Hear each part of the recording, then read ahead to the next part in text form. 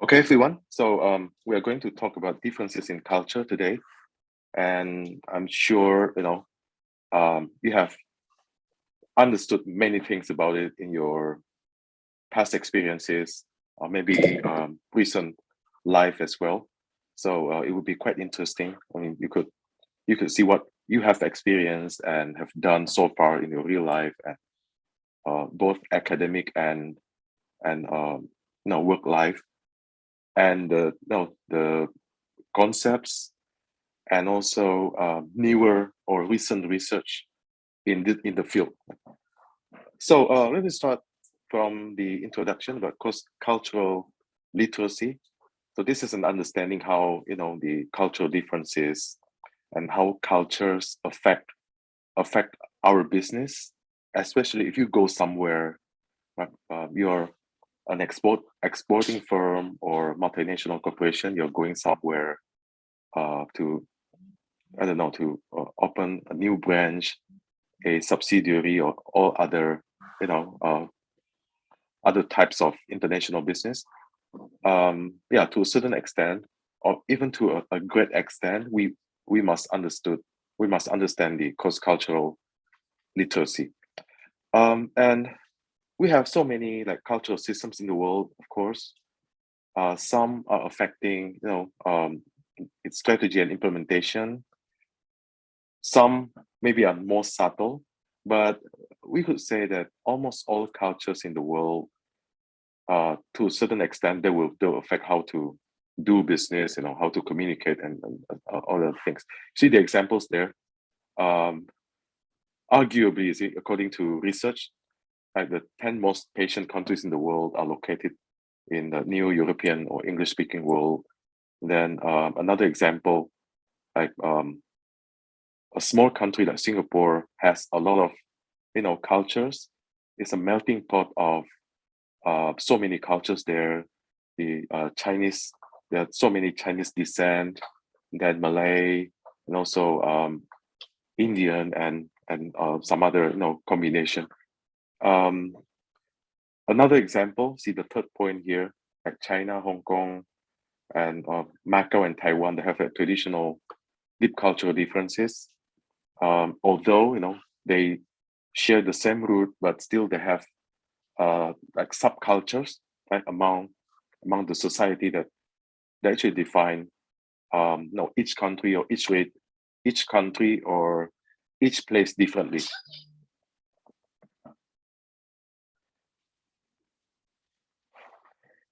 Okay, so of course, between the culture and the business side, there is an interconnectedness, right? Highly connected. For example, in relation to the cost of doing business, and also the business style, it could be more or less supportive. It could be more supportive, could be less as well.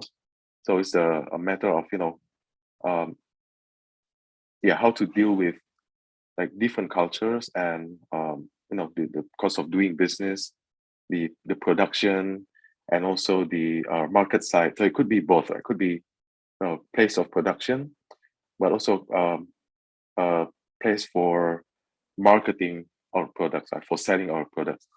And this is quite interesting. Like culture is not static. Culture is dynamic, as we know. So it could change from one generation to another. And we also realize that societal changes are usually, moving very slowly, but they are moving somehow. Like society. Later, we'll see that in the core of culture, we have values. We have the shared values, and on the top of the values, on the top of the culture, we have like personality and also society, societal value. So this kind of interconnection actually affect one another. so we're saying that actually cultures could change and societal values could change as well. Multinational corporations typically have like unique values because you have to be more, like, have to be more inclusive. You go everywhere, so you will have human capital from maybe from many ethnic, many beliefs, many values, like, or many cultures.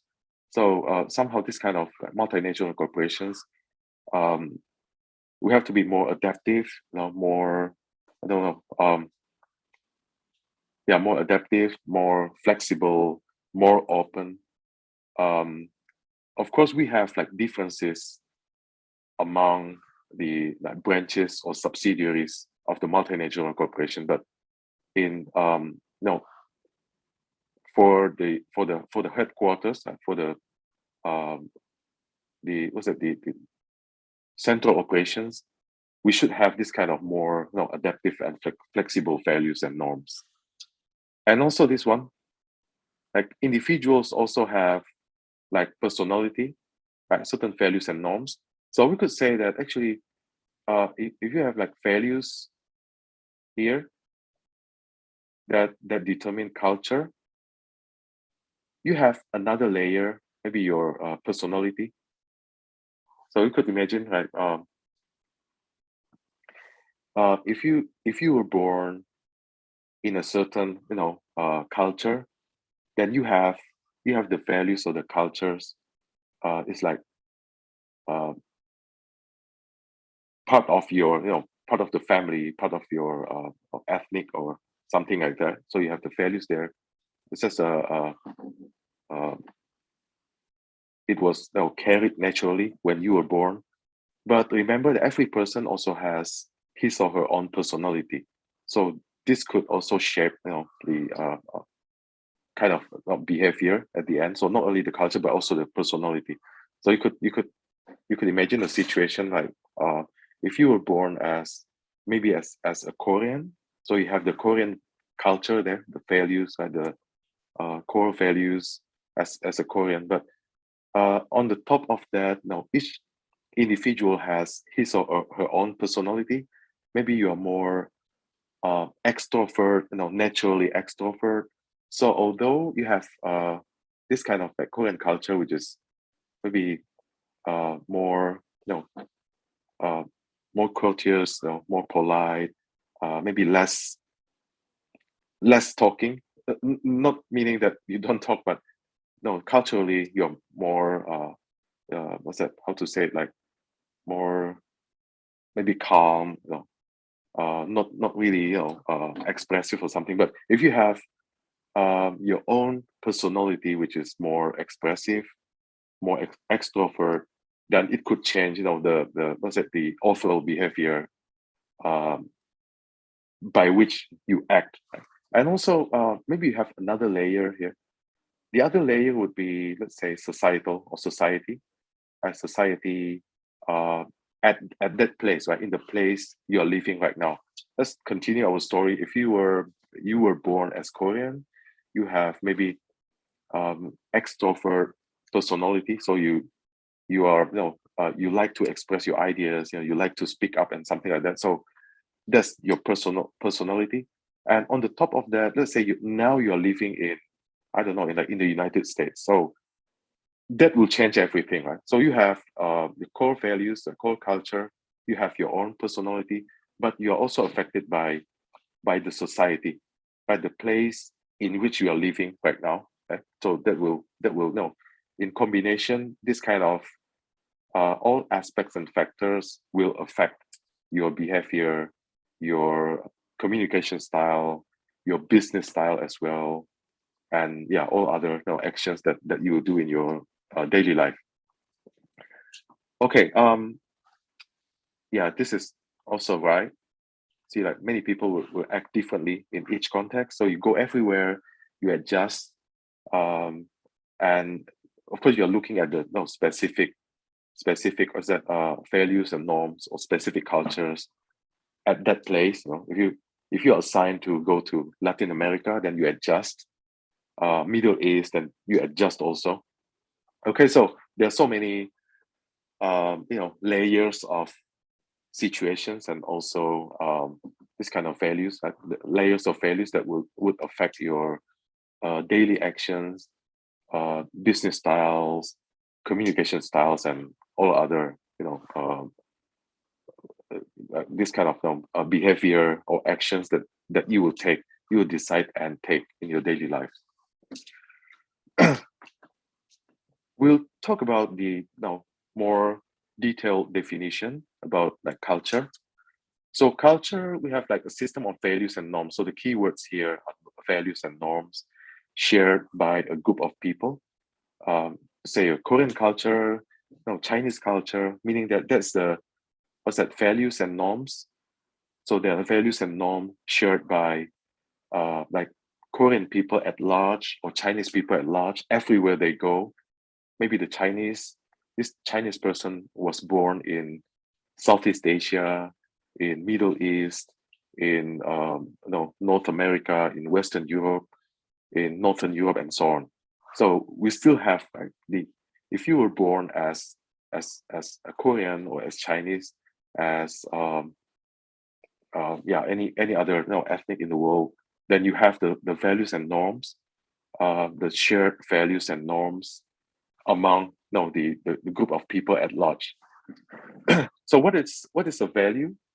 So value is what something that the group believes, right? This kind of again, we're talking about for example, if you were born as Korean, then the Korean at large believe something right, that they consider to be good and right and desirable, preferred, right?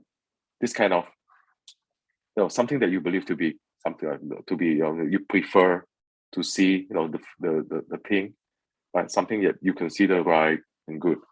Norms would be the social rules and guidelines that prescribe appropriate behavior. This is a norm. So something that that the society prescribes. So you have to do it that way, or what's that? To maybe to don your clothing, to the way you speak, or something like that. These are norms. Right? Something that they deem appropriate, and again also desirable behavior by the society. And what is a society?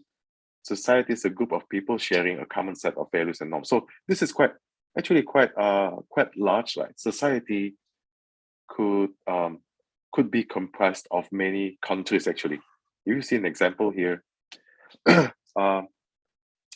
This makes the relationship actually quite endogenous. So it's hard to say which one, which affects which one first. So it could be,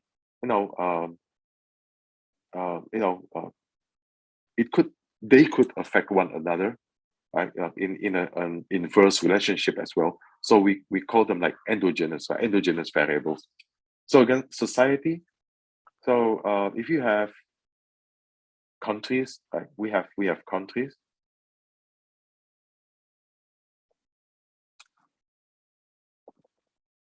Let's say neighboring countries like Denmark, Finland, Iceland, Norway, or Sweden. So they could be viewed. They are often viewed as culturally, right? They are often viewed as one society at large, meaning that they share a common set of like norms and values.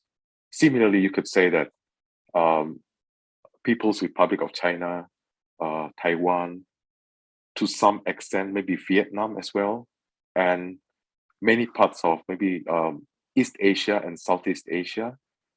No, like these countries are not exactly the same, but somehow, because of the interconnectedness and also the mix among the people, we could say they are actually a society at large. Right? Society at large, not entirely the same. It's not precisely the same people or cultures, but just a society at large. So this could be again, this could affect one another. Right? See, like cultures would affect the society, but society will also affect the cultures. So you look at again the picture that we had, right? We do in the previous slide here. So you have the values and norms naturally when you were born, because you were born as maybe a British, with British descent, or German or French, or any other nation. On the top of that, you have the second layer, maybe your personality, and again another layer, you have the society. As a society, um, the society in which you are living. There could be still in the same nation state, or maybe in another state, right, another country. So that will affect your style, this kind of uh, behavior, general behavior that by which you make decisions and also act. So this being said, I think in modern times it would be more complicated, in determining or in concluding that stereotyping, in making stereotyping among the people. It has been more and more difficult. It's unlike previous generations. Some generations ago, you could maybe more accurately, you could predict more accurately the stereotypes of people. Maybe 50 years ago, 100 years ago, 150 years ago, because at that time we didn't have this scale of globalization.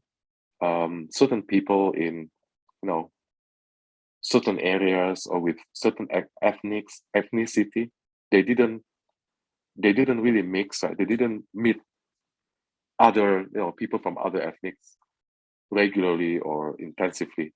So in the past, it was easier and also more accurate if we did this kind of stereotyping. But in modern times, it's getting more and more difficult, because everything has been in mixture, because we migrate to many places throughout our lives. So all kinds of cultures have been affecting someone's life, and it's harder to predict. If you're seeing someone, maybe an Indian person, and based on what you read or what you experienced in the past, or maybe the movies that you watch, you start stereotyping. This guy must be, having this kind of habits, food, food preferences, or some, other stereotypes.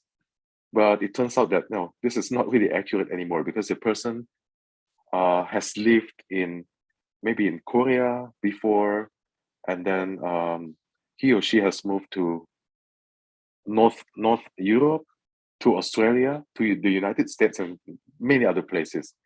So it has been like a combination of all cultures that you could find. Of course, the guy still has the core values, and again core values and norms that he or she naturally inherited when he or she was born. That I think very natural, inevitable. Someone will have this kind of core values and norms. But again, if you see the picture again, on the top of that, the person will be affected by so many cultures and subcultures and societal values in places the guy has been living or has lived in the past. Okay, so values and norms, they constitute a culture, like the values and norms. So what are values? So they provide the context, in which a society's norms are established and justified. So something like what we believe to be, again, once again, what we believe as a society, what we believe as good, preferred, desirable, or something like that. It's an example here. It could be reflected in the economic system of the society, right? Individualism or collectivism, right? Something like that. Something that we saw in previous 3 weeks, right? This kind of values, like in the economic system, in the political system. And norms is about, again, the social rules, societal rules or guidance that govern people's actions. It could be divided into two subdivisions here, subcategories. The first one is folkways. So folkways are routine conventions. So more about conventions of everyday life with little moral significance.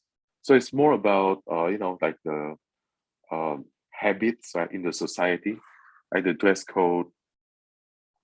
Okay, if you see someone from certain backgrounds, they like to wear certain clothing, right? The clothing style, the fabrics, the color, something like that, right?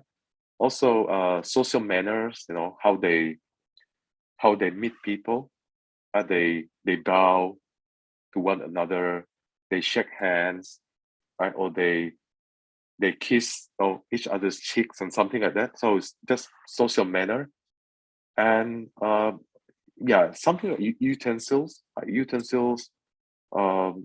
They're using chopsticks or like what's that, spoon or knife, right, forks and something like that, right? So it's just routine conventions. Right? Routine conventions. It's like just habits. Another example here, like American culture tend to be more very conscious about scheduling time. So more, we call it more monochronic, okay? Monochronic culture. So monochronic means usually this kind of society, they are doing some, one thing at a time. Okay, so the other, the opposite is called polychronic, polychronic culture.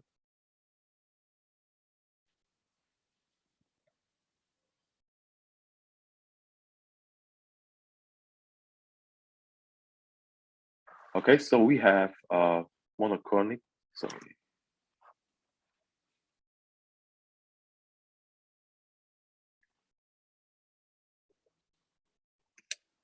Okay, we have the polychronic culture and monochronic. So we start from this one, maybe monochronic culture. So see the word there, mono means like one. So this is a culture or a society that usually has a mindset of doing one thing at a time. And classical examples would be a North American, right? Maybe most of Western Europe. But again, it's quite difficult to do the stereotyping nowadays, because you could be affected by other cultures easily, because you have lived there, or maybe you have the what's that a marital relationship with someone from another culture and so on. So this could be inaccurate in modern times, but a classical classification, okay, most of Western Europe, again, not necessarily true, but again, the classical categories or classification of people and so on, right? Monochronic, and we have polychronic. So polychronic is a society which is with a mindset of being able to do many things at once. So you could see the major consequence of this type. So monochronic people tend to be more time conscious. Time conscious means one of the meanings is more punctual, because you're saying that, oh yeah, I have to do this within whatever. So you have an appointment at 7. You know that no, at 7 you have to meet a person, and all other appointments should be cancelled, should be rejected, I should say, because you already have an appointment at 7 with this company or this individual. But for polychronic people, their mindsets are more divided. They could imagine many activities at once, so they are more flexible in terms of timing, more likely to be not punctual. Again, I'm not judging. Okay, this is just a matter of different mindsets. Right, the polychronic people, they are more flexible about timing, so they know, for example, that they already have a meeting at 8 with a certain individual or a company. But let's say um, another meeting is set too close to 8, like maybe 7, and you know that if you start a meeting at 7, most likely you couldn't finish at 8 sharply, right? Maybe like 8:05, 8:10. So polychronic people are more willing to accept this kind of situation. So they would consider being late for like 5 or 10 minutes or something like that. So again, once again, polychronic means mindset is more divided into many activities at once at one time. Whereas the monochronic is like one activity per time per one activity at one time. So polychronic people, like most of Asian are relatively polychronic, but again, we have to be careful in stereotyping in modern times, okay? Because among the Asian, we also have the level, right? The level of polychronism, right? Uh, I would say, for example, Japan might be closer to this one. Okay, so you see, even among the Asian nations, it's quite different one from another. So I'm not claiming that I know everything about Asian cultures, but for example, here, Japan might not be that polychronic, and similarly here among the maybe Western European countries, certain countries are not as monochronic as the others. Maybe France is not as monochronic as Germany, or I don't know, Italy, Portugal, Spain, and other countries. Right? So we have like the levels of polychronism and monochronism, but at least we know the general framework. There are monochronic and polychronic cultures, and other cultures. I don't know, maybe Latin America, Middle Eastern. Most likely they are here. But again, we in modern times we can't just stereotype anyone based on their places of birth or their original, their what's that, their blood or their origins. Right, it's harder to do that way. Okay, this folkways. And what about the second subdivision? We have mores. So mores, these are norms that are more widely, observed, and actually it exerts higher significance, higher what's that, control or authority over the society and its social life. So what's the main consequence here? Violating norms, violating the mores, especially this one. It could, you know, it could render retribution or collapsing business deal or something. One simple example here, like alcohol drinking, might be that's acceptable in many countries, but maybe not so much in certain countries like Middle Eastern countries, and also other kind of uh, mores, something that we know we should do or we shouldn't do in a certain place. I could imagine, like, if you go to a certain country with some traumatic memory about something, maybe war of the past, some massacre, right? Some this kind of very bad experience with genocide or everything. So if you go to this kind of place, you don't make jokes about something about the massacre or things, right? Or bombings. Yeah, I remember one a long time ago. I had a friend. Or we went to a certain country, and this country suffered from. I mean, you could guess that suffered from a catastrophic bombing in the past during the Second World War. The really catastrophic bombing, you could guess, right? Two major cities were bombed, and my friend was joking about so he was talking about another context, but with this kind of no bombing word or joke about that, like he alluded to, the event of bombing or something. And I think now our partners, our counterparts were really unhappy. It's like an insult, and it was so unacceptable. So this kind of uh, unacceptable things are part of like mores, norms. But the second subdivision, which is a more, so it has like higher what's that, moral significance. That's something that we should do or should avoid, right, in a society. So folkways are more like routine conventions, habits, but mores are something more serious that we have to pay attention to especially when we go to that particular place. So relationship between society and the nation is not strictly one-on-one. I think we saw it before. A country might have many subcultures. You see some examples here. India has so many subcultures, like distinct cultural groups. Canada has the Anglo-Saxon, the Quebecois, right, French-speaking, Native American culture. You can give other examples like China. China has so many, like tribes, languages, and of course cultures. That the northern, the southern, even among the southern, we have like the more toward what's that?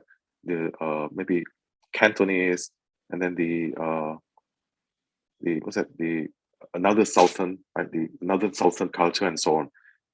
So a nation could have a lot of subcultures, and similarly, like some similar cultures could actually establish a society. You saw the previous slide, several slides before this one, a preceding slide. You saw like many countries in the nearby region.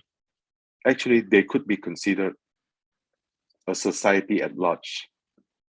Right? If you are saying like East Asia, uh, Korea, China, Japan, of course they are not exactly the same, but they could be considered, a society at large, right, with some similarities, similar, not exactly the same. Again, I want to reiterate my point. Okay, of course not exactly the same, but at least you have some similarities, like in clothing, in food as well, like in somehow the method you are building the cities or the market. You can see, right, if you go to Japan, you compare it with traditional Chinese cities, and also to Taiwan, to Korea.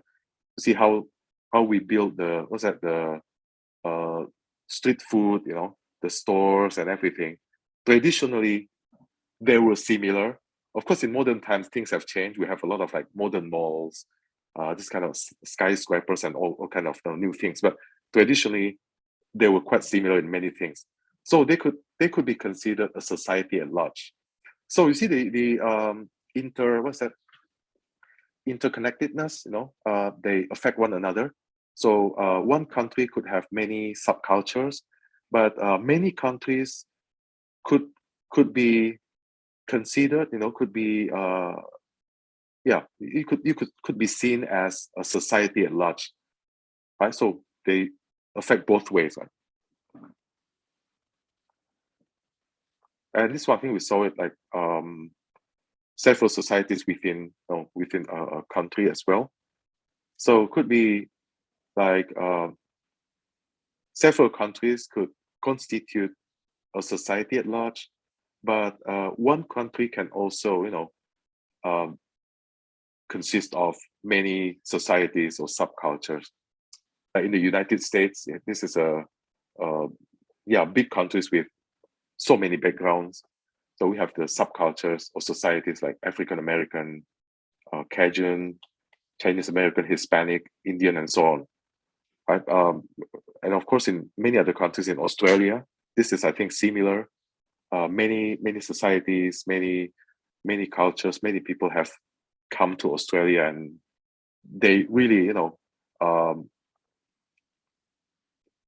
just define different subcultures or different societies within a big country like Australia, the United States, or even China. Okay, what are the determinants of culture? You see many determinants here, from social structure, religion, political philosophy, economic philosophy, education, language, and so many other things. Once again, what is culture? Culture is basically comprised of values and norms, core values and norms that a group of people or a society believes, the values that they are things that they believe to be right, preferred, desirable, and norms are the societal guides, societal rules or guidance or guides that that shape the group's behavior or actions. Let's look at the first one, like social structure. So social structure, like basic social organization, like how the society is organized in terms of relationships that are part of the society. So let's see an example. Social structure, I think the famous one, whether the society is still stratified into classes or castes, right? Famous example might be like India in the past. So in the past, this kind of like India had quite stringent castes, like the priests, the knights, and so on, right? So several castes that existed in India like a long time ago. Maybe right now they still have the remnants, right? The remnants of this social structure, but of course it's not in modern times. It's not as strict as it was in the past. That's, I think, natural. In modern times we have more different orientation and the definition of success. But in the past it was based on the birthright. If someone was born as the case of priest, then he or she would begin his or her life from the high position, right, from a high case. But nowadays, success is defined differently, mostly by financial freedom, financial success. So things have changed. But of course, the remnants, the remaining, remaining system might be still in place, right, to a certain extent, but it's not as stringent as it was in the past. Or for example, another country like United States, this country was established on the basis of like individual freedom, individual equality. So definitely the stratification doesn't really exist in the United States. Maybe to a certain extent by financial success, by maybe corporate positions, corporate ladders or something, but not so much, right, in the common society. You're not certified based on your whatever, your birthright, or by color, by languages or anything in such a country. So every country has different social structure. We see in other places, maybe the structure, the stratification is based on certain aspects, not necessarily castes or like individual characteristics or something, but maybe based on the kind of position in the government, or the amount of money you have, and so on.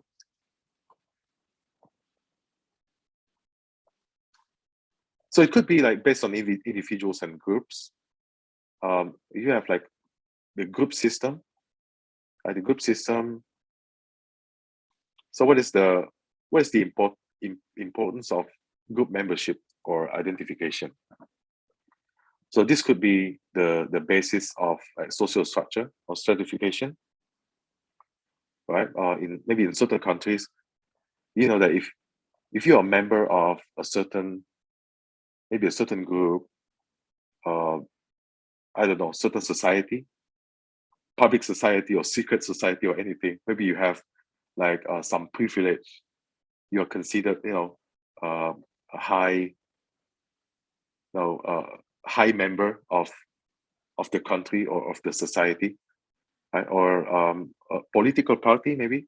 In some countries, if you're a member of the ruling party, the controlling party, you might be considered um, more privileged, um, maybe having a higher stature, right, in the society. And also individual, right, in many countries, individual has been the building block. So in certain countries, group membership determines your stature or your position, but in many other countries, it's based on like individual achievements. Uh, what kind of achievement or accolades you have achieved or collected throughout your life. Right, the portfolio of achievements is more important than your membership into a certain group. So it depends on the country. Some countries are more uh, collectivistic, with the collectivism culture. Another is more individualistic or individualism.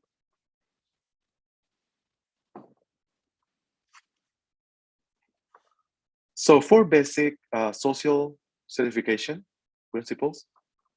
The social strata is a trait of society, not a reflection of individual differences. So it's part of the maybe historical, you know, part of the history of the place, right? Historical inheritance from the past days.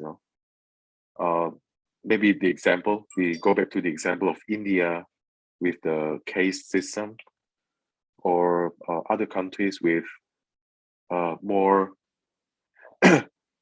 economic oriented classification.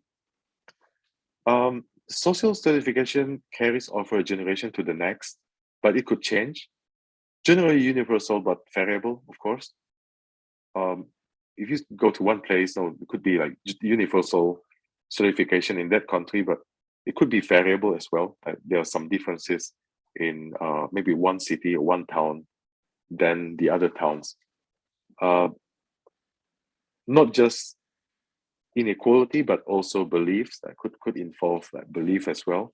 The certification of like certification based on belief.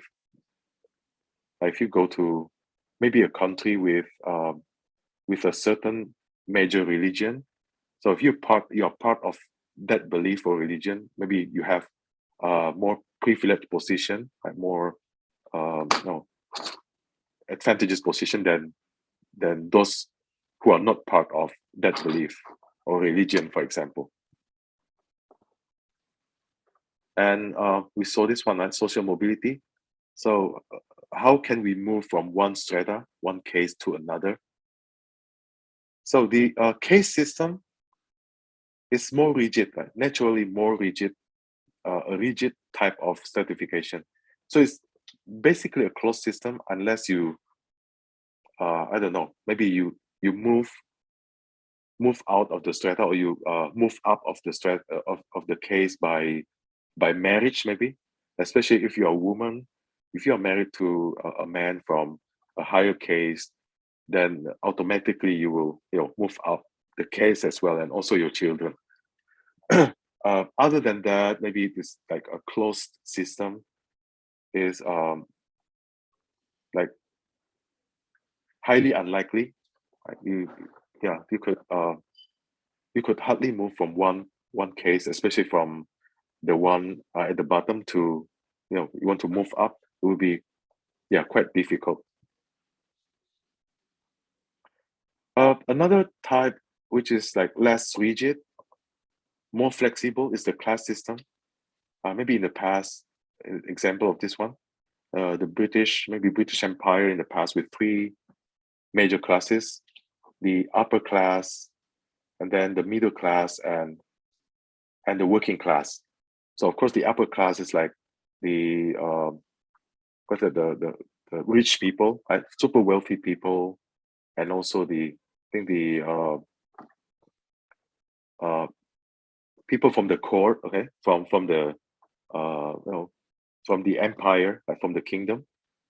like the princes and princesses, the dukes and duchess, and so on. Middle class would be the professional, top executives, and other good occupations. And working class is like the working class, like the class from normal people or for the common people, and manual occupations and so on.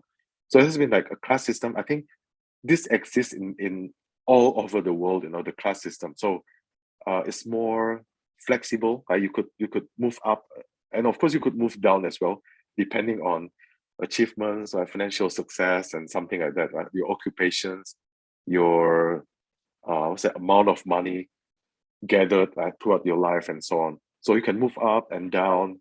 It's quite flexible here for the class system. But the caste system, not so much, because once you were born in a certain one caste, you could hardly move up.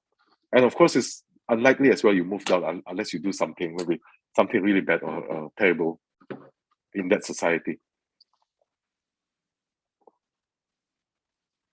So how significant is it? How significant is it? It depends on, again, the system there. I think the case system is more rigid, as we just saw in the previous slide, but the class system is more open. So if you go everywhere, definitely there is social structure, especially the class system. So the wealthy, the wealthy group, maybe the top executive group, and the working group. So we always have this kind of situation. But how significant is the class system in affecting the operation of the firm, also the daily life in the society? That would be very important and interesting to observe if you go anywhere. If you go to, I don't know, if you go to maybe to China, the class system of course exists. It exists everywhere. So if you go there, how stringent, how rigid is the class system? If you meet, for example, the common employees or your labor, how is the relationship? Is it like quite close, or we have to stand from a distance or something like that? It will affect how we do the recruitment, how we do the negotiation, and so on. Okay. And also this one, right? The class consciousness, how conscious people are about the class, categories or something. Right? So I mean, you see the social structure. Actually, we're going to see this in subsequent slides about Hofstede. But okay, imagine if you go to, I don't know, the certain countries where you have very not so big like power distance, so the class consciousness is low, then you could definitely have a closer relationship with your subordinates. Could you could speak as with a friend, right? If you see wherever your superordinate, if you meet your top executive or your majority shareholder or something, right? You could speak as with your neighbor or your friend, right? Just normally. But maybe in another country that's not appropriate. So there's a bigger distance. It's unlikely that you speak like cordially with your superordinate or the stockholder, majority stockholders, and something like that. So it would affect how we do business. Right? If you go to a stricter place, then you position yourself. Right? You have to observe, right, how they do business, how they communicate, whether especially with respect to this kind of relationship, right, the class consciousness and so on. So the next one is religion. If you again go back to the figure here, So we just saw the social structure. Now we go to religion. So religion is a system of shared beliefs, right? By faith toward a higher power, right? Toward God, uh, toward toward the Lord, right? For major religions, right? Christianity, Islam, Hinduism, and Buddhism.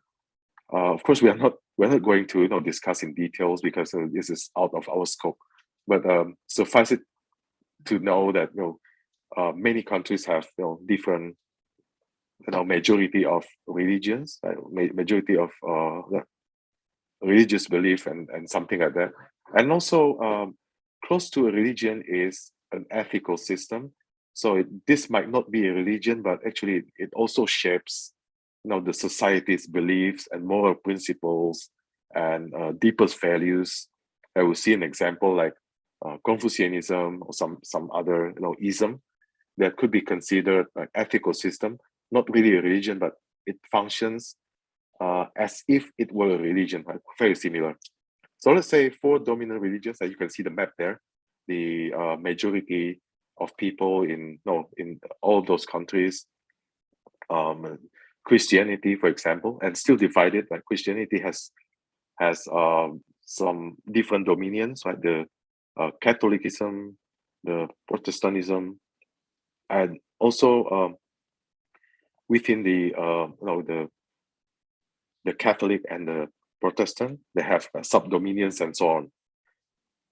Okay, you can see the map there, and it keeps changing from time to time. And maybe in many places,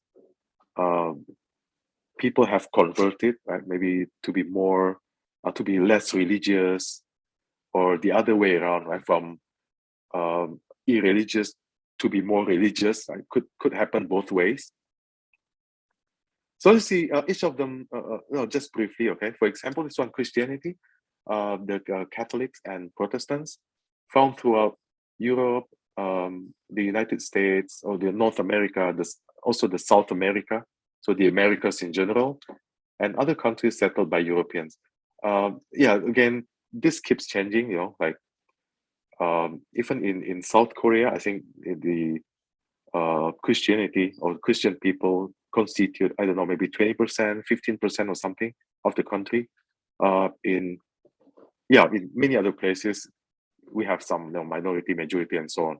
But again, the majority of the Christian people are found in the Euroland, in Europe in general, the Americas and other countries settled by Europeans.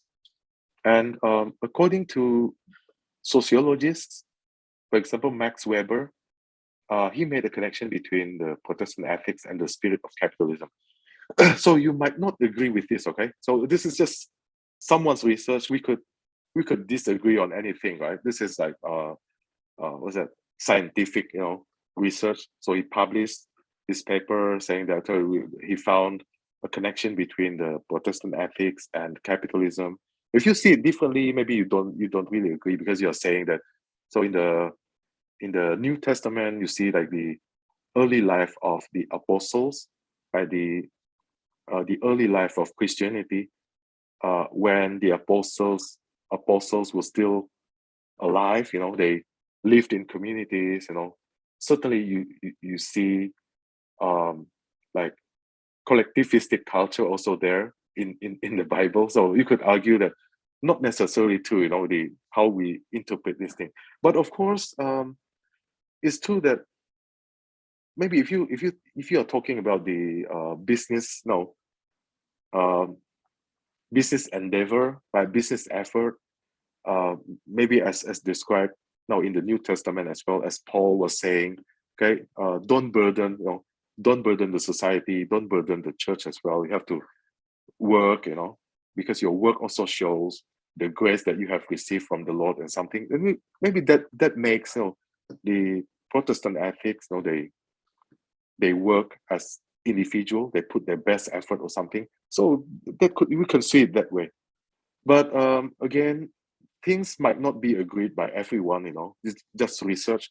If someday you conduct your own research, you publish it, then of course many people will disagree, and many other people will agree with you as well. Okay, so this is just research finding. Okay, so if you disagree, that's okay, according to Max Weber. So I think the second point quite makes sense here. The Protestant ethics emphasizes the hard work and wealth creation for the glory of the Lord. I think that's quite acceptable. You know, the working part. You know, have to work out. I mean, in Christianity, I think salvation is by faith, but yeah, so you work out the salvation by maybe working hard to show the good work. Okay, and Islam, right, the second largest religion here in the world, also monotheistic. So fundamentalism, I think, again, this is out of our scope.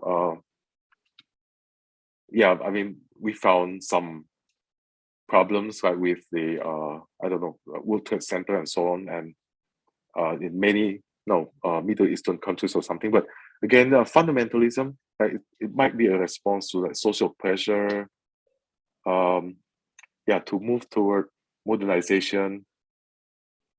Also, what's that? The globalization, right, pressure by the Western societies to adopt individualism, democracy, equal rights for women, and so on. So yeah, I think every religion has its own, fundamentalists, right? The some sort of fundamentalism, right, in every religion. So it's just a matter of the progress and also the what's that, societal process, okay, about how to manage so many dominions within each religion. Economic implications.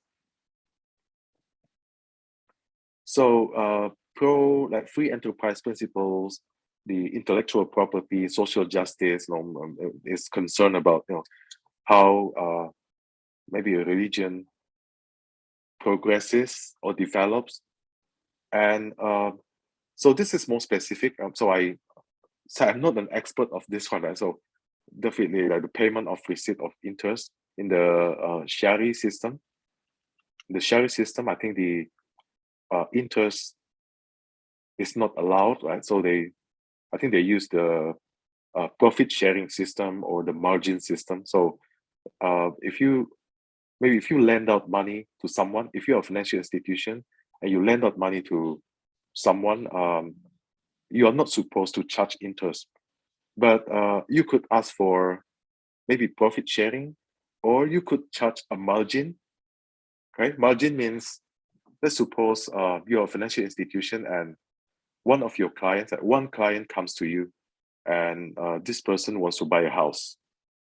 So you could, rather than lending out the mortgage and ask the guy to pay interest, which is disallowed by the Shari system, you could actually do it differently. Okay, you could buy the house for the guy. Okay, you buy the house for the guy, and you ask the person to pay in installments.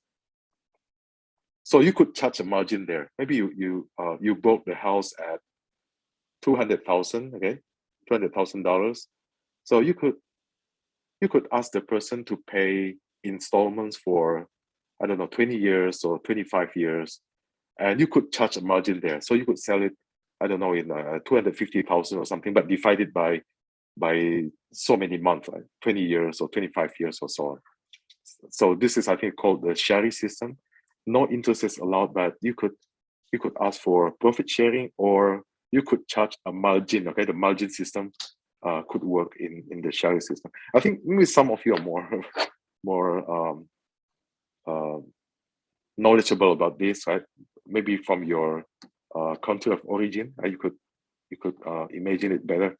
And also the establishment of Islamic banks, right? The we call it Shari banks. The Shari banks in many countries.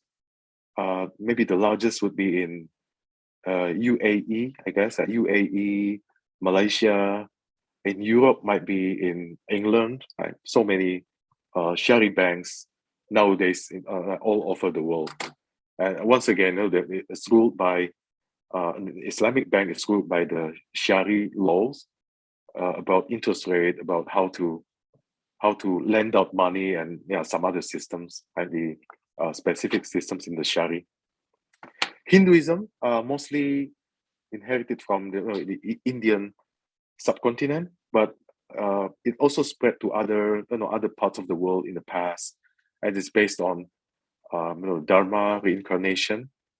Dharma is like the what's that moral force, or I don't know how to say, like morality or something, right? The dharma, the morality.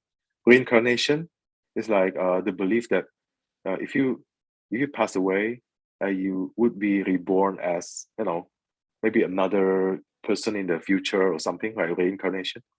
And karma is like what you did in the past. If you believe in karma, like what you did in the past might affect what will happen to you in the future, like something like that. And nirvana is like a sort of heaven, and kind of definition of heaven in Hinduism. So according to Max Weber, remember this guy again, the researcher, he argued that Hindus are valued more by their spiritual values than material achievements. Arguably, too, you might disagree with this as well in modern times, because if you go to India, people also love the material achievements, right? So, you might disagree with it. But this was a research finding by Max Weber. And historically, Hinduism supported the India's caste system in the past, right? According to the maybe the stories in the book, right? In the holy book, and societal inheritance or heritage. Another one, Buddhism, is like also established in India by Siddhartha, the first Buddha. So it stresses that spiritual growth and the afterlife. In Buddhism, this is mostly in East Asia traditionally, right? In China, Korea, Japan, Taiwan, and also many parts of Southeast Asia, like Vietnam, Thailand, Laos, Myanmar. It's mostly the believing in this faith, the Buddhism.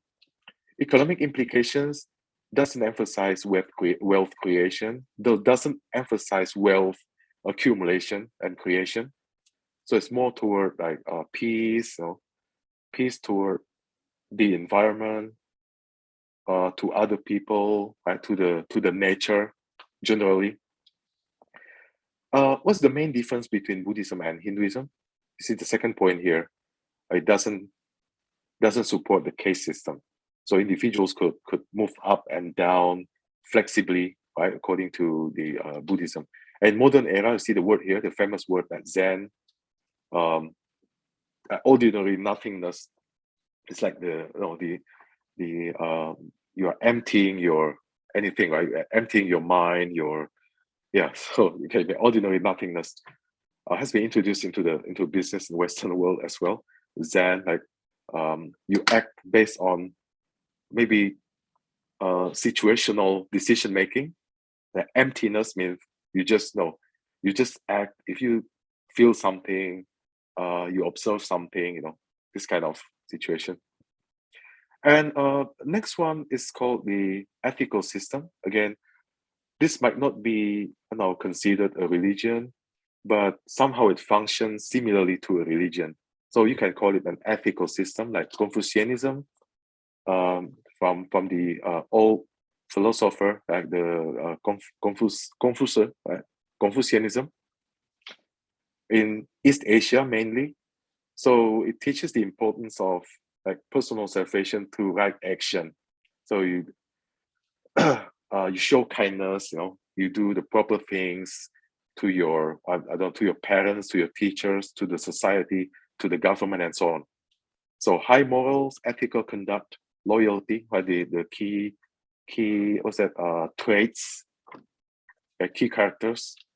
Okay? Loyalty, reciprocal obligation. So if you Now, if you're a student, how you should act or behave toward your teachers, and also if you are a teacher, what you should give to your students, right? Like reciprocal obligations between parents and children, students and teachers, then the citizens and the government and so on, and the kings and so on, and honesty. So we could say that according to research, this may all lead to lowering the cost of doing business. So this is I think the proper interpretation. Okay, you see, like we take an extreme case. Okay, in the Confucianism, how it could lower the cost of doing business. Still remember the three principles there: the loyalty, reciprocal, actions, and also the honesty, something like that. Right? So essentially, they're saying that when someone was born, right? So you were born like an empty paper, okay? Like a blank paper. I mean, like no, nothing. So you were born like clean and honest, right? This is what I think the what's that, the business implication of this belief. So when you make a contract, somehow you rely on this belief, right? This assumption, okay? So your business partner was born as a blank paper, an empty paper. Right? So basically, everyone is trustworthy. That's why when you make a contract, maybe you don't need what's that? Too complicated a contract, right? So you don't need such a contract, right? Complicated and complete, very detailed or something like that. Right? On the other hand, if you take another example, like maybe Christianity, right? The other side, right? Christianity, we believe that you were born with like what's that? How to say the original sin, right? Original sin inherited from the first human, right? From Adam and Eve. That's why you need what's that? You need salvation to Christ. That's why Christian, right? You're Christ. You are a believer in Christ. You are in Christ.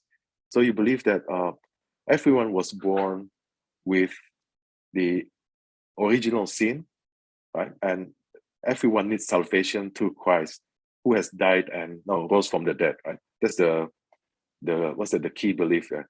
So somehow this indicates that when you make a contract, you tend to have this kind of how to say, like, preoccupation or assumption that the contract should be detailed, should be should be as comprehensive as possible, right? So I think this is the reason, right, the logic why we are saying that, according to the slides right here, Confucianism, right, it may lead to a lower cost of doing business, because if you trust one another, what you say, although you don't sign anything, but what you say binds.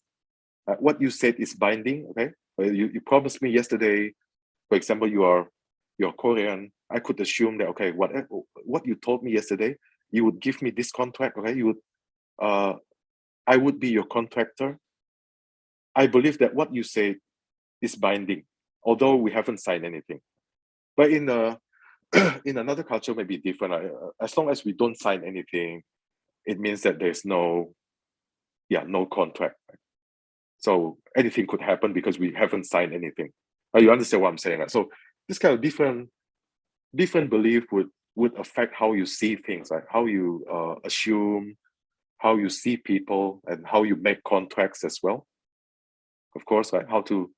Um, how trusting you are toward your business partners and so on. Another example of ethics is like I don't know, the Guanxi, the how to say, relationship networks, like you have cooperation with maybe other business partners or so on, with reciprocal obligations. Okay, the next one is language. I think we talked about this a bit for the first 3 weeks. Language could be spoken and unspoken. So it could be spoken one. And according to research, the spoken words constitute like, I don't know, like 38% of the whole communication. But interestingly, the second one is like silent language. Silent language actually contributes like 62%. So it's quite not surprising, you know. So this kind of unverbal communication called silent language could take the forms of facial expressions, personal space, hand gestures, and some other things like the nodding of head, you know, your face, your expression, and so on. So actually, it contributes like 62%. It's quite big, right? The spoken languages, the spoken words only constitute 38%. So we have to learn how to read this part, right? Wherever you go. In some cultures, this is easier to see. Right? If you go to the Western civilization, maybe in the United States or in North America in general, you could see like someone agrees with you, you know, nodding head, the facial mimics, right, the expression and so on. You could read it in maybe more concrete ways, like more how to say, like more overt ways, more obvious ways. In other cultures, it might be more difficult. But again, we can't stereotype, right, in the modern world. Even for example, in the United States, we see differences between whatever like states, like maybe northern and southern, like how the southern people maybe are more subtle, you know, to show disagreement than the north maybe. Even in the same continent, the same country, we have differences, and let alone with other parts of the world, right? Can you imagine? But maybe another extreme example on the other side of the pendulum would be if you go to maybe Japan, you know, they're more toward the silent language. We have to read it in a more sophisticated way. Okay, maybe someone is nodding his or her head, not necessarily meaning that he or she agrees with you. It could mean simply, it could mean that he or she understands what you're talking about, but not necessarily showing agreement or disagreement. So it would be more, it takes more effort to read the silent language in that kind of situation. And I believe the same with like Korea or Japan, Korea and China, but maybe different extent, right? Different level of silent language. And in modern times, again, things change. Younger generations, new generation is taking over, and they have more like globalized culture. So this kind of things might be less extreme as it was in the past. So spoken language. The spoken language, right? You speak it out. Countries with more than one language usually also has more than one culture. For example, China here, I think we talked about it also. The national language, the Mandarin, has been the common language for the people, but China has a lot of like local accents, the local subcultures, local accents, and even within the Han people, I know Han people still have so many subcultures, and non-Han people have other cultures. I don't know what is it in maybe the Manchurian in the past, or the Mongolian, the Jurchen, Jurchen and Manchurian are similar. I don't know the other parts of China, Western part of China and so on. So yeah, in this kind of I think world development, we discussed this, right? I think the younger generation, right, is converging into speaking a certain national language in each country. Just a matter of like business orientation, like in China, I think younger generation, we could say like 100% they speak the national language, but how many, how much proportion of the local Chinese accents still persist, right? Still exist today. Maybe less and less, right? Smaller proportion of the local languages, local accents would sustain the modern development. Right? And I think it's the same in other countries. You go to, let's say, a big country like similar to China, maybe India, they have maybe subcultures, other local languages, or maybe Indonesia in Southeast Asia. It has so many tribes, so many local languages. But younger generation is again moving toward the national language for scientific purposes, for business purposes. So I think uh, maybe in the next generation, or maybe in the next two generations, the surviving languages will be more limited, right? Even in big countries like China or India or Indonesia. Unspoken language, this is a silent language.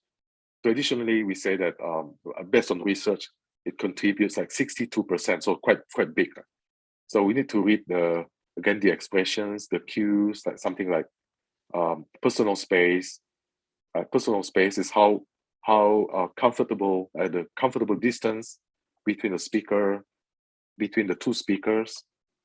Also the touching, the touching, or the distance. Maybe in a certain culture, touching is normal, right? Way of life. You hug one another when you meet. Even with new people, you give hugs, and then you give some kissing, right? It's quite normal. But in other cultures, these are considered rude and then inappropriate. So it depends, right? See the silent language there.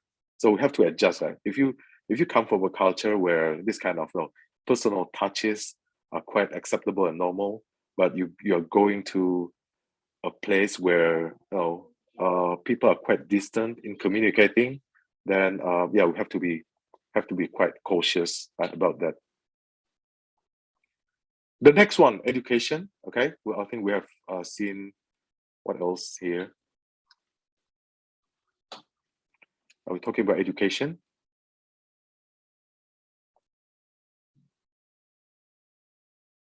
So formal education, the way, the means, or the institutions where individuals learn knowledge, languages, and other skills. So this is, I think, super impactful, right? Very impactful to someone's life, because if you have like higher education, when you make decisions, they are mostly uh, determined, highly affected by scientific thoughts, right? Research oriented or evidence based. But if you don't experience formal education, maybe you don't really rely on the sciences, but maybe you make decisions based on past experiences, or by inherited beliefs, inherited habits, right? Something that your family has done in the past or something. So this is very crucial, very pivotal in, again, determining a nation's success or competitive advantages. For example, this country you see, Japan, they were destroyed in the Second World War, but you see, because of their pursuant to high class education, right, really good education, they could catch up within maybe 25 years, just a generation after they lost the Second World War. They could recover economically. Yeah, and other countries, you could give example like Korea, with strong education as well. China is catching up with world class education, and all other countries. So this kind of good education or educational system would help create a pool of skilled workers. Okay, and Again, literacy rates will improve everything, right? The investment vehicles, the productivity, the production facilities, and all kind of infrastructure and so on. And also, it would determine the reception or the acceptance of certain products by the country. If you try to sell, the top-notch computing technologies to highly knowledgeable societies, then they would sell very well.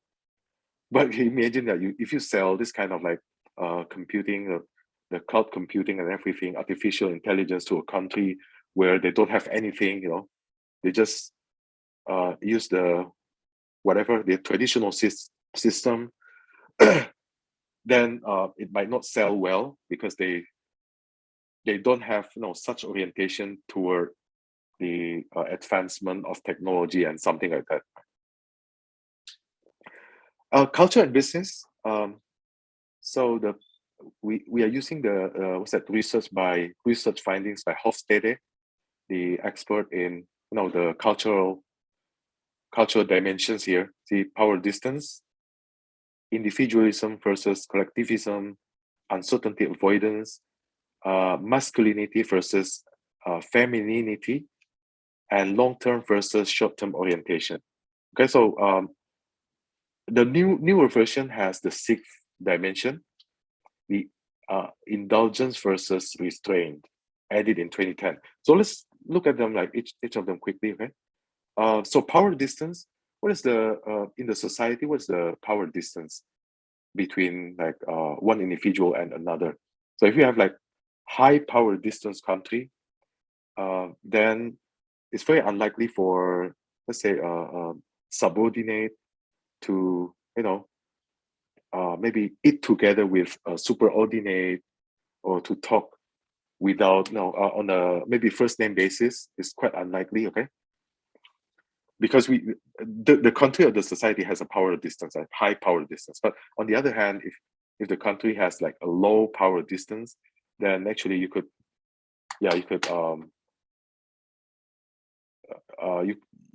you could be considered like equal in terms of relationship, although you are a subordinate, maybe a driver and the boss, an employee and the top executive and something like that, right? So if the power distance is low, communication could be more fluid. You could call each other on the first name basis or something like that, and you could go together, eat together and drink together and something.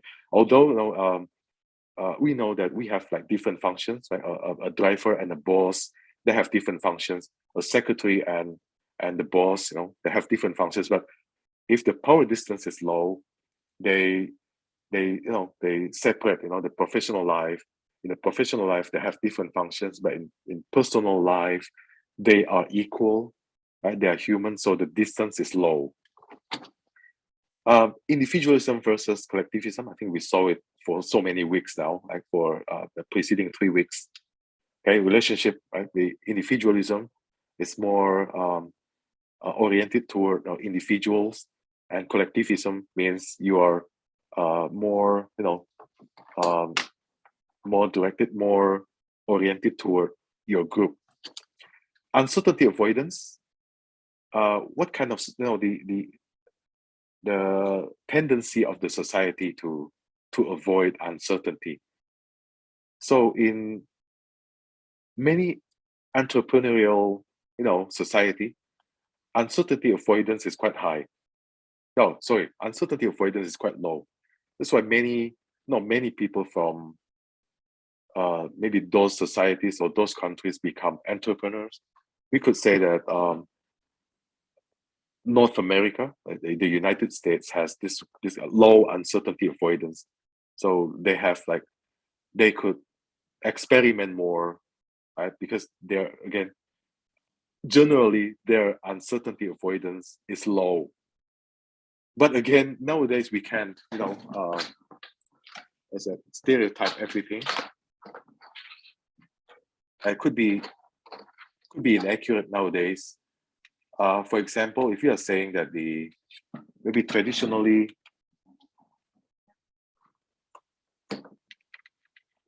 the maybe East Asian culture has like high uncertainty avoidance. Take an example like Japan again. In the past, they had the lifetime employment. So once you work for a company, most likely you will retire at the company. And so we're saying that okay, organizational system um, is such that you don't move often. Okay, maybe you move once, something like that, right? So lifetime employment system. But nowadays, younger generation, of course, we don't really believe in that. Right? So even the traditionally, in East Asian countries, such system doesn't really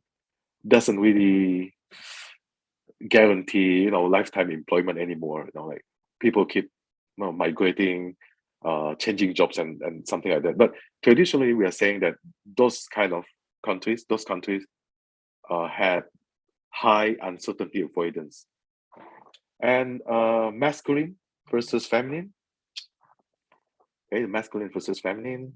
And I just show the gender, the gender roles in business and in the society. We know that some even within a country, maybe certain regions are more masculine oriented. The masculinity is higher than femininity, but maybe another part of the country is more feminine. That could happen. I mean, especially in a bigger country, maybe like India. Certain parts are more, the more masculine in general, but maybe some other parts are not that masculine. And long-term versus short-term orientation, you could say traditionally that um, people in Asia, they are more long-term oriented. You see, like the saving rate is higher, right? Saving rate is so high, right? Especially in traditional, East Asian and Southeast Asian countries. So people have been trained, have been accustomed to saving since they were children. Why? Because again, traditionally, this kind of culture, the traditional Asian culture, is more long-term oriented. So we are always thinking about the far time ahead. What will happen 10 years from now. That's why you need to save money. You need to invest. You need to how to say forgo. You need to forgo current consumption and set aside your supposedly money for assumption. You set it aside for investment so that your future consumption would be safe, that would be guaranteed because you have investment returns. Some other cultures might be more short-term oriented, right? More what will happen today and tomorrow. So we live like in the now, in the now culture. So we are not really looking into the future. Don't really think about what has happened in the past, but we are living in the now culture. So we are not saying which one is more appropriate or something, but different cultures have different orientation. And the sixth culture is like the sixth dimension. Sorry, sixth dimension is indulgence versus restraint. Indulgence means you live like more freely. If you have like human drive, you want like certain happiness right now, you just go and enjoy it. You're more like indulged. Right? Your indulgence is higher. On the other hand, you have another society or culture which is more restrained. So although you want to enjoy it, but you are restrained by, I don't know, by maybe social norms, or by, I don't know, for maybe the previous one, from long-term orientation. Yeah, could happen as well. So indulgence, again, once again, it means if you like something, um, yeah, you are inclined to just enjoy it right now, right?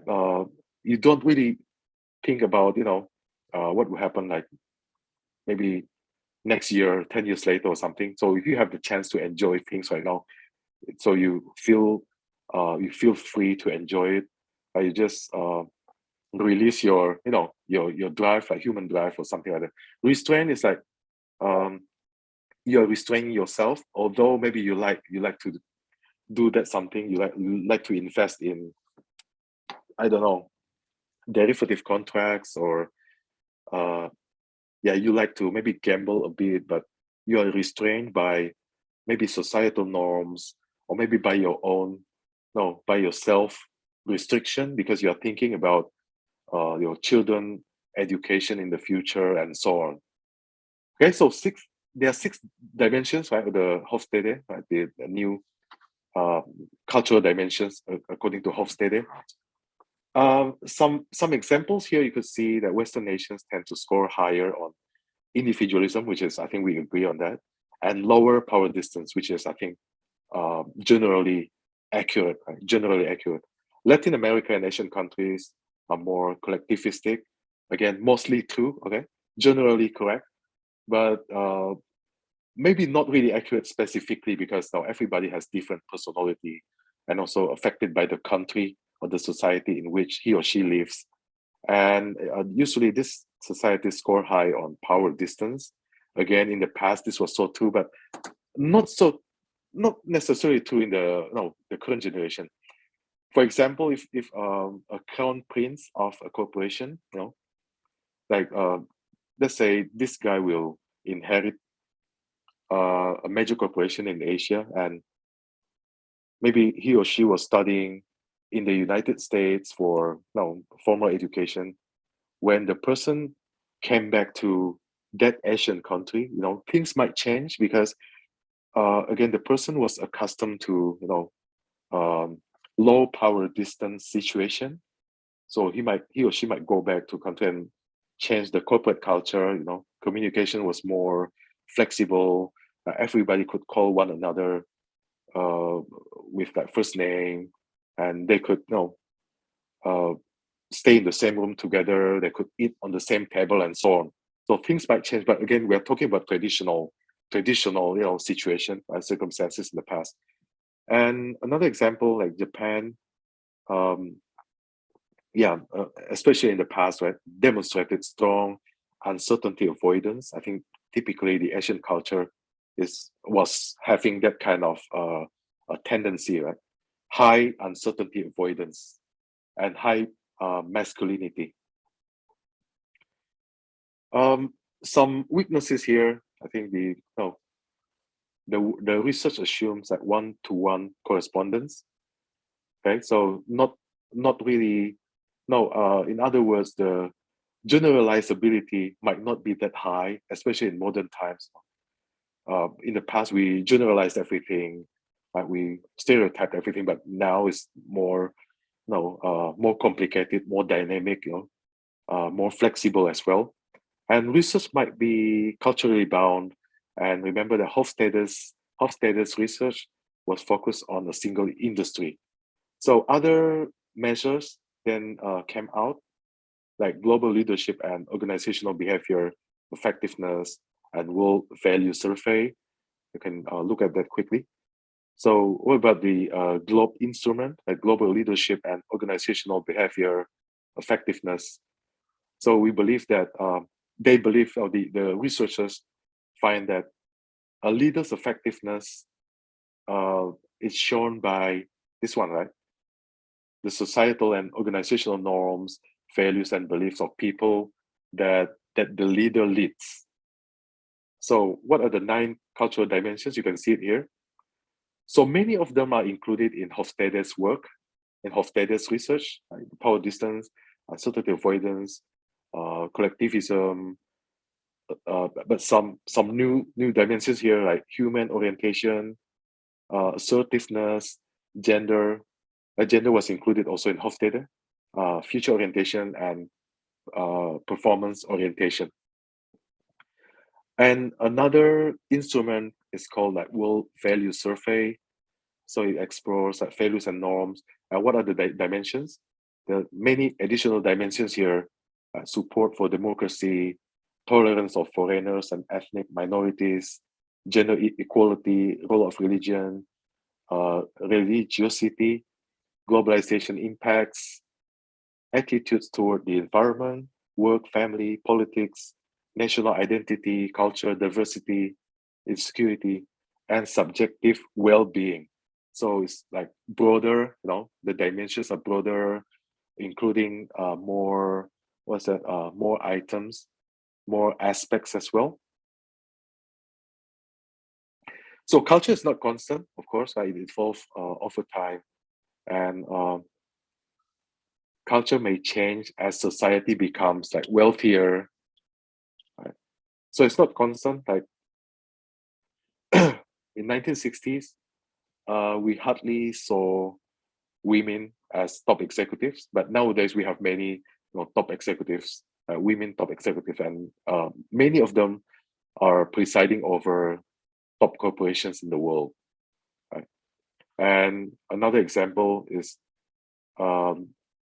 more a higher level of individualism in Japan, also in China, Korea, places where traditionally uh, were grouped as collectivistic places, but they're heading toward like a higher degree of individualism. So culture may change as society becomes wealthier, and also there's a lot of like merging and convergence of cultures again because of the globalization, the migration, the education, right, the media, and all other things. However, we should also realize that counter trends are also prevalent in some parts of the world. See here, some of the maybe some of the groups of countries are shifting or moving back to fundamentalism, any kind of fundamentalism of any religion, any what's that um, uh, ethnic oriented groups or something. Many events or movements that you can feel are heading back to the fundamentalism, right, in many forms. Another example, like separatist movements in some countries, however, in Canada, United Kingdom, with the internal uh, separatist movement and something like that, right? So this happens everywhere actually. These are just examples, okay? And literacy and competitive advantage. Once again, with higher literacy, you have more competitive advantages because you have stronger science or sciences, and you are more literate about other cultures. So if you go somewhere, you have like international operations, um, you will act like smarter, you act smartly. You could observe the local customs and remember what we talked about, the folkways, the mores, the values, the norms, and everything. So you could observe and you could act accordingly, right, in whatever places you go. And with the literacy, we could reduce this kind of thing, right? The ethnocentrism, the pre-assumption that our culture or our ethnic is of higher position, of higher stature than the other ethnics or cultures or something like that. So with literacy, with education, this ethnocentrism would decline, would subside, and finally disappear. Right? So we see this kind of like international friendships. International friendships will make you understand one another more, not just by reading or by rumors, by media or something, but when you experience, having friendships with your international partners, people from other cultures or ethnics, then you understand one another more, and you know, okay, everybody has strengths and weaknesses, has different orientations, different belief, and something like that. Right? Okay, I think this the all other things are just the same, like the culture and competitive advantages. Once again, if you know other cultures that you could observe, and just repeating a certain point here, like certain culture um, might be beneficial with respect to something. For example, we talked about this one, right? Uh, the culture of Japan, right? Because of doing business. Once again, traditionally, a country like Japan or China or Korea, they they were part of the ethical system called Confucianism. And with this kind of belief, they assume that in general, someone was born like an empty paper. So the trusting is higher. The clauses in a contract will be um, maybe less detailed, less pervasive, because you believe that everyone is basically trustworthy. Yeah, unless otherwise, no, proven differently. Okay, so basically, we believe that people is like an empty paper. And other culture that is not included here. Um, I mean, in the what's that, cross cultural management. Some other differences. I think we talked about the monochronic and polychronic, and you have other differences like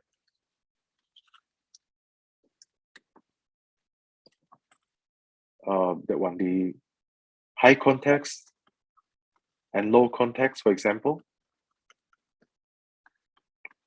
There's some other differences here. So context means the sea of information.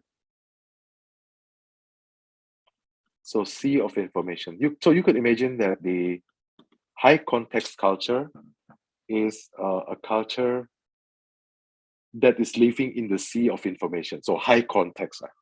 So what are the typical examples? Okay, Asia, maybe Latin America, I guess. Right, the typical examples. Maybe Africa as well. I'm not really sure, but most likely. Low context means what? This is a culture that is not living in the sea of information. Right. So low context means if you want to work on something, you tend to be willing to know specific knowledge about that thing. So the easiest way of differentiating these two cultures is the gossiping, right? The gossiping culture, like in the high context culture, people tend to gossip more because we want to know something beyond our own occupation. You want to know what's happening to your neighbor, what is happening to whatever, right? Other fields. So you tend to be willing to be how to say, you tend to desire like other information, beyond the required information that you need for your occupation or for your context. So low context would be what? Would be mostly the North America, like the United States, Canada, and maybe mostly Europe, right? That maybe Western Europe.